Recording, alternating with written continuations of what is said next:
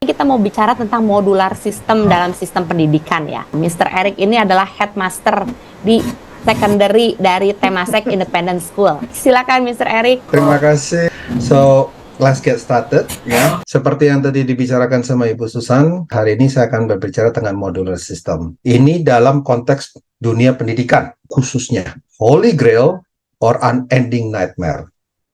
Jadi, Temasek itu kalau saya boleh bilang sekolah yang cukup gila. Karena tahun ajaran depan, kita tuh merombak semua sistem, terutama di departemen secondary. Secondary itu SMP dan SMA. Saya nggak tahu kenapa, saya si curhat dulu ya sebelum saya jelaskan. Saya nggak tahu kenapa modular system ini hanya diberlakukan di SMP dan SMA. Bukan hanya merombak sistem pembelajarannya dari block scheduling, nanti saya jelaskan apa itu block scheduling, ke modular scheduling, tapi juga di dalamnya kita akan menghidupkan lagi OSIS yang udah lama mati suri gitu misalnya. Kita juga akan menerapkan sistem housing. Harry Potter itu kan ada 4 rumah kan itu tuh. Gryffindor, Ravenclaw, Hufflepuff, sama Slytherin. Nggak saya jelaskan di sini, karena itu cukup panjang kalau jelaskan. Untuk sekarang kita fokus ke modular system. Kenapa saya kasih Holy Grail? Mungkin ini menjadi salah satu sistem yang sangat cocok diaplikasikan di sekolah Temasek. Tapi di satu sisi ini akan menjadi mimpi yang sangat buruk, terutama bagi staf administrasi, staf guru, dan kepala sekolah. Karena sistemnya berubah total. Entah itu Holy Grail atau Unending Nightmare. Ini kontennya, saya akan menjelaskan berbagai sistem scheduling. Ya, ada 2. Terus yang kedua, kalau misalnya kita mau pakai modular, kira-kira requirement-nya apa aja. Dan yang ketiga, case study Temasek. Oke, kita mulai dulu. Ada 2 sistem yang umumnya dipakai di dunia pendidikan, terutama di Indonesia. Yang satu namanya block scheduling. Block scheduling itu seperti apa karakteristiknya? Yang pertama, dia punya subjek itu diajarkan di waktu yang sama. Jadi, matematika 90 menit, bahasa Inggris 90 menit, bahasa Indonesia 90 menit. Jadi, sistem pengajarannya itu untuk satu mata pelajaran sama. Walaupun pertemuannya dalam per minggu bisa berbeda, tapi waktu pengajarannya per mata pelajaran itu sama. Dan yang kedua, setiap hari itu pasti ada jumlah periode yang sama. Misalnya, matematika 2 periode, bahasa Inggris 2 periode, IPA 2 periode, bahasa Indonesia 2 periode, udah selesai. Besoknya, Selasa misalnya, PPKN 2 periode, PI 2 periode, atau olahraga 2 periode. Jadi dalam satu hari itu, murid masuk jam berapa, pulang jam berapa itu sama. Karena sesinya sama dalam satu hari. Dan yang ketiga, murid itu hanya mengikuti paket pelajaran yang sama di setiap kelasnya. Jadi kelas 8 misalnya, akan mengikuti matematika untuk kelas 8. Dia tidak bisa mengikuti matematika di kelas 9 atau di kelas 7. Dan itu untuk semua murid di kelas 8. Contohnya, ini saya ambil langsung dari jadwal Temasek. Untuk kelas 7, bisa dilihat, mulainya jam 8, pulangnya jam 3. Sesinya dalam satu hari ada 4. 1, 2, 3, 4. Ini dinamakan dengan block scheduling. Dan ini umumnya diterapkan di SD, SMP, dan SMA seluruh Indonesia. Versi yang kedua namanya modular scheduling. Karakteristiknya seperti apa? 1. Setiap mata pelajaran itu bisa mempunyai jam pembelajaran yang berbeda-beda. Tergantung 3 kategori. 1. Jumlah murid. Muridnya semakin banyak, jam pembelajarannya harusnya semakin banyak dalam satu sesi ya. Kedua, tingkat kompleksitas atau tingkat kesulitan mata pelajaran tersebut. Secara umum, pelajaran matematika dan IPA itu mempunyai tingkat kesulitan yang lebih tinggi dibandingkan bahasa umumnya. Ya, itu berdasarkan survei. Dan maka dari itu, matematika dan IPA seharusnya mempunyai jam pembelajaran yang lebih panjang daripada bahasa. Kedua, murid boleh mengambil mata pelajaran yang tidak ditawarkan di kelasnya. Misalnya, murid merasa dia mampu untuk akselerasi matematika atau misalnya IPA. Kenapa harus belajar di level yang seharusnya? Jadi level 8 gitu misalnya di kelas 8. Bisa aja naik ke 9 atau mereka merasa kesulitan untuk mengikuti pembelajaran di tingkat yang mereka seharusnya, maka mereka bisa turun ke 7. Dan yang terakhir, sistemnya kalau saya bilang sama persis dengan sistem perkuliahan. Dapat jadwalnya kayak gimana aja. Ada jadwal pagi misalnya jam 7, ya datang jam 7. Atau misalnya dapat kelas jam 10, ya datang jam 10. Pulangnya ya tergantung. Kalau misalnya dapatnya 7, 8, 9, 10, 11, 12, habis itu pulang, ya pulang jam 12. Tapi kalau dapatnya jam 7, selesai satu kelas jam 9, nanti kelas selanjutnya jam 12, baru pulang jam 4, ya berarti pulang jam 4. Ini contohnya. Ada salah satu yang menarik. Bisa dilihat ini, yang bagian atasnya. Ini bagian atas ini. Ini ada yang namanya MOD atau MOD. MOD itu satuan unit waktu dalam modular system. Misalnya, satu sekolah bisa menentukan satu mod itu 15 menit. Jadi, misalnya Spanish 1, karena dia ngambil 3 mod, itu 45 menit. Sedangkan kalau PE ngambil 3 mod, itu 45 menit. Dan ini misalnya physical science, ini ya, di M ya. M ini berarti Monday, Tuesday, Wednesday, Thursday, ini maksudnya harinya di sini. Physical science itu butuh 1, 2, 3, 4. Berarti kalau satu mod 15 menit, berarti physical science itu 60 menit. Dan ini kita bisa lihat, algebra cuma 30 menit misalnya. Ya. Jadi disesuaikan dengan apa yang menjadi kebutuhan murid, bukan kebutuhan sekolah. Salah satu hal yang paling membedakan antara modular scheduling sama block scheduling itu kebutuhan sekolah. Block scheduling itu sangat memudahkan untuk sekolah karena sangat terstruktur. Dalam arti sekolah tahu anak masuk jam berapa, pulang jam berapa. Dalam satu hari, kelasnya yang diambil apa aja. Untuk setiap murid ya, itu terstruktur sekali. Dan itu memudahkan sekolah. Tapi belum tentu itu akan memudahkan murid. Sedangkan modular system, itu sebaliknya. Sangat menyusahkan sekolah. Repot sekolah. Tapi memberikan fleksibilitas dan kebebasan kepada murid untuk belajar sesuai dengan tingkat kecepatannya masing-masing. Dan itu kenapa Temasek mulai tahun ajaran depan, untuk yang Departemen Secondary, SMP dan SMA, akan melakukan modular system. Kalau modular system sama block scheduling, kelihatannya nggak jauh beda. Memang secara scheduling tidak jauh berbeda.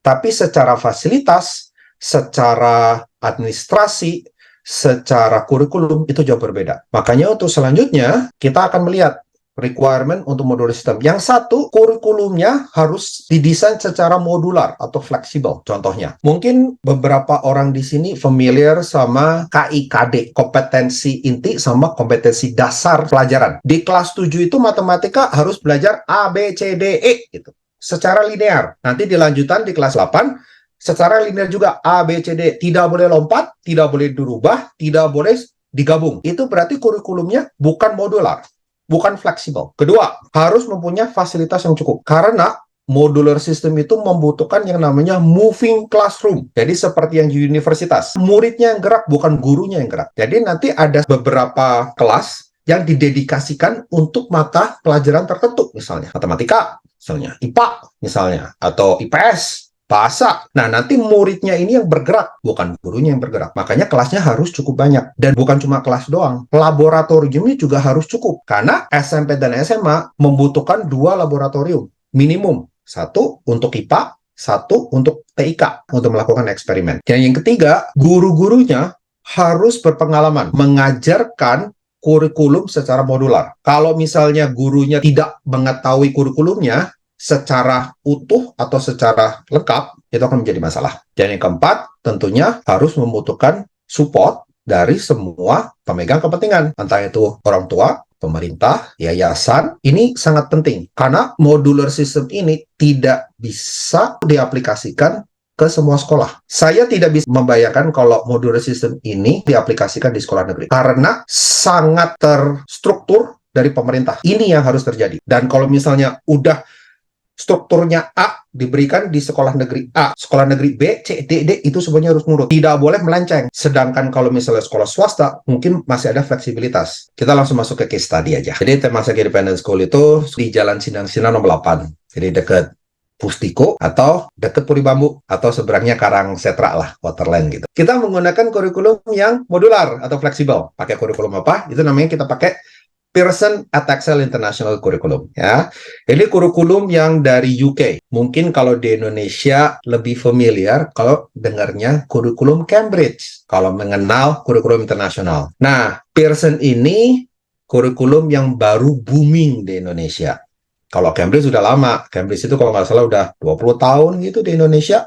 Nah, Pearson ini baru masuk sekitar 5-6 tahun terakhir. Tapi bukan berarti dia kalah pamor dengan Cambridge. Dari sistem pendidikan di UK, Pearson dan Cambridge itu memiliki status yang sama. Jadi, kurikulum modulnya kayak gimana nih yang akan di Temasek Independent School? Yang satu, kita punya foundation. Seperti di sistem perkuliahan, di tahun pertama, itu pasti ada namanya paket. Ya, semester 1, ya harus ngambilnya ya itu aja. Tidak boleh ngambil yang lain.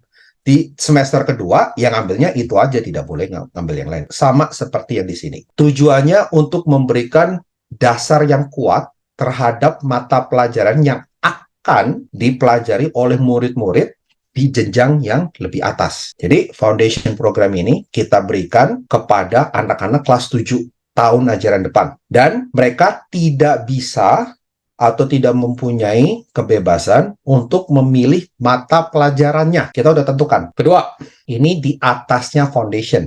Namanya IG program. Nah, IG program ini spesifik untuk mempersiapkan murid mengambil ujian IGCSE. IGCSE itu kepanjangan dari International General Certification Secondary Education. Nah, bagi orang yang nggak ngeh apa itu IGCSE, saya boleh setarakan, walaupun tidak sama ya, dengan ujian nasional SMP. Dulu kita ada UN kan, ujian nasional. Nah, mirip-mirip. Kalau di sistemnya UK, IGCSE itu setara dengan ujian nasional SMP. Tingkatnya ya, bukan berarti kesulitannya sama. Kesulitannya berbeda di atasnya. Ini program selama 2 tahun. Jadi untuk kelas 8 dan kelas 9. Diharapkan pada akhir kelas 9, mereka bisa mengambil ujian ini. Yang terakhir, lebih tinggi dari IGCSE, itu ada namanya ES atau A-Level. Programnya namanya Junior College Program. ES atau A-Level itu kepanjangan dari Advanced Subsidiary atau Advanced Level. Tingkat kesulitan materi yang diajarkan di program ini setara dengan semester 1 dan semester 2 universitas. Tapi diajarkan pada anak-anak SMA. Maka dari itu, muridnya umumnya harus diberikan waktu yang lebih panjang. Nggak bisa mengharapkan murid menguasai material hanya diberikan waktu setahun. That's impossible. Dan itu juga berdasarkan saran ya, atau rekomendasi dari Pearson atau dari Cambridge-nya juga. Maka dari itu, Junior College Program itu selama 3 tahun. Kalau saya boleh analogi, dari tingkat kesulitan 1 sampai 10, 10 itu paling sulit dan 1 paling mudah. IG itu di tingkat 6. Dan kita berharap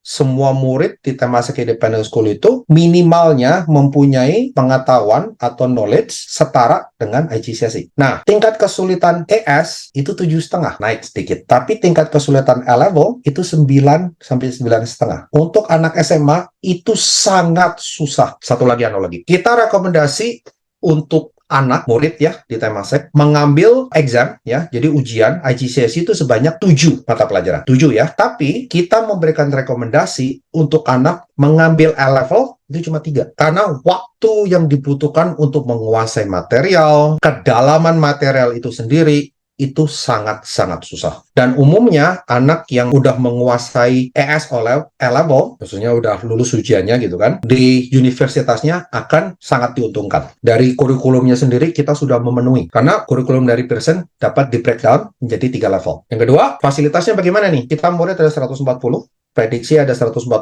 untuk tahun ajaran depan. Kalau saya breakdown berdasarkan level tadi, foundation itu ada sekitar 30 ya, yang paling rendah. Dan itu yang wajib mengikuti semua mata pelajaran. Kedua, IG program. Ini 70. Dan ini akan menjadi ya sekitar 50% dari jumlah murid kita di Temasek. Dan yang terakhir, Junior College itu sekitar 40. Berdasarkan jumlah murid dan berdasarkan mata pelajaran yang kita tawarkan, ini jumlah minimum kelas yang dibutuhkan atau fasilitas yang dibutuhkan. Kita butuh 11 normal classroom, 2 lecture theater, 2 laboratorium. Saya jelaskan kenapa kita butuh 11. Itu bukan berarti 140 dibagi 11, bukan. Tapi dalam arti 11 classroom ini nanti 3 kelas hanya khusus matematika, 3 kelas hanya untuk IPA, 2 kelas hanya untuk bahasa, 2 kelasnya lagi sisanya nanti untuk IPS. Misalnya, karena kelasnya fix di sana dan muridnya yang bergerak, kita membutuhkan kelas yang lebih, makanya 11. Untuk kondisi yang sekarang, kalau kondisinya berubah untuk 2024-2025, jumlah kelasnya akan berubah. Misalnya, kondisi seperti mata pelajarannya yang sekarang hanya ada 8 ditawarkan, bertambah menjadi 12. Itu kelasnya juga harus berubah. Harapannya, dengan dikhususkan kelasnya terhadap mata pelajaran tertentu, kelasnya itu bisa berubah. Sebelum liburan, saya sempat ngobrol dengan Mr. Frank mengenai kelas bahasa. Selama ini kan gurunya yang gerak, muridnya yang stay. Nah, saya berharap untuk tahun ajaran depan, karena kelas bahasa Inggrisnya di situ aja, muridnya yang datang, bukan kelasnya yang berubah. Saya berharapnya nanti dekorasinya akan semacam kayak lab bahasa misalnya. Jadi misalnya ada tiba-tiba masuk suasana jadi kayak suasana Inggris misalnya. Boleh. Poster Big Bang misalnya kayak gitu kan. Atau misalnya ada foto The Queen misalnya. Oh, the King Charles kan gitu misalnya. Boleh gitu misalnya. Jadi dekorasinya itu membuat murid lebih enjoy atau lebih menghayati pelajarannya gitu loh. Karena itu akan menjadi perbedaan yang signifikan ya menurut saya. Saya masuk kelas yang tidak ada hiasan sama sekali. Putih semuanya. Temboknya putih, mejanya putih, semuanya putih. Saya masuk belajar bahasa. Ya udah ngobrol, bang, nyam, nyam, nyom, nyom, nyom, gitu kan. Keluar, pulang, udah selesai. Misalnya besok saya masuk kelas bahasa, tapi di temboknya itu ditempelin misalnya ada kosakata, vocabulary, poster, Jerman, Inggris. Jadi masuk semacam dunia lain. Pasti feel-nya itu akan menjadi sangat berbeda dengan motivasi kita belajar. Lebih, enak gitu. Apalagi bahasa itu kan lebih ke try to create habit. Tanpa ada habit, bahasa itu cukup susah. Itu yang kita mau ciptakan di Temasek tahun ajaran depan. Kenapa butuh 2 lecture theater? Karena sistem pembelajarannya bukan cuma kelas kecil saja, tapi juga ada nanti yang kelas yang bisa menampung sekitar 50-60 orang. Dan kelas ini biasanya dikhususkan untuk guru memberikan materi yang lebih sifatnya perkenalan untuk semuanya tahu. Jadi bukan langsung spesifik masuk ke materinya, tapi misalnya general dulu kayak bagaimana. Diberi pengetahuan generalnya kayak gimana. Misalnya kalau IPA, kalau kita langsung masuk, apa itu gaya, apa itu force, begini unitnya, begini ini ya. Anak-anak langsung, I don't understand, sir. Tapi kalau misalnya kita masuk, ini loh contoh gaya di kehidupan masing-masing. Kalau kamu narik teman kamu itu gaya bukan? Semacam begitu. Itu kita butuhnya lecture theater. Yang sifat pembelajarnya lebih ke satu arah. Bukan 2 arah ya, 1 arah. Dari guru ke murid. Nah, kalau laboratorium sendiri itu kelihatan cukup jelas. Jadi untuk pelajaran yang membutuhkan dukungan teknologi, misalnya komputer atau laptop, nah itu lebih masuknya ke komputer lab. Kalau misalnya untuk science lab, itu untuk eksperimen.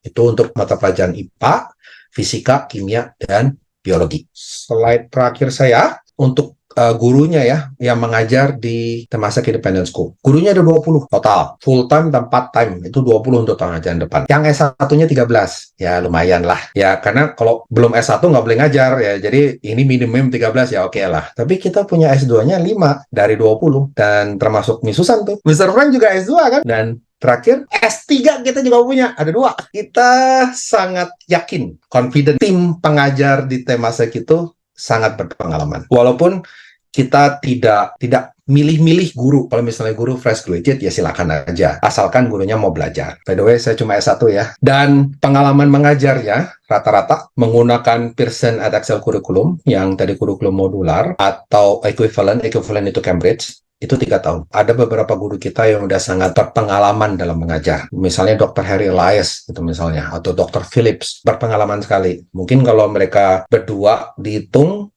total ada sekitar 20-25 tahun mengajar dengan menggunakan kurikulum ini. Jadi mereka sangat berpengalaman. Jadi thank you udah meluangkan waktu untuk mendengarkan. Terima kasih.